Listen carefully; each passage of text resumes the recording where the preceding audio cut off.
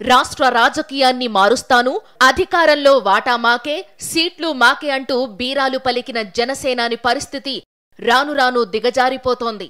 రాష్ట్రాన్ని పాలిస్తాను అని పదే పదే చెప్పుకోవడమే కాకుండా జనసైనిక్స్ కూడా తరచూ సీఎం సీఎం అని అరవడం అందరూ విన్నారు. తీరా చూస్తే సేనాని చేతికి చిప్ప మిగిలింది. మొన్నటి వరకు 24 ఎమ్మెల్యే, 3 ఎంపీ స్థానాలు జనసేనకు అన్నారు. దానికే రాష్ట్రంలోని సైనిక్స్, కాపు యువత అసహనం వ్యక్తం చేశారు. దీనికోసమేనా పవన్ పొర్లుదండాలు పెట్టారు అంటూ ట్రోల్స్ చేశారు.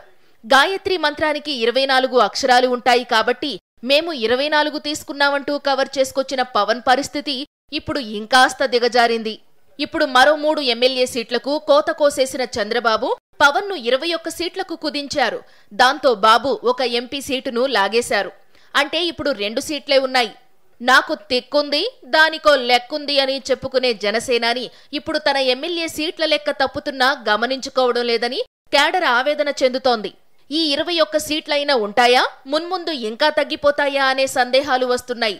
ఇలాగైతే ఇక మేమేం రాజకీయం చేస్తాం, అటు బీజేపీకి టీడీపీకి ఊడిగం చేయడమే మా పన అని దీర్ఘం తీస్తున్నారు.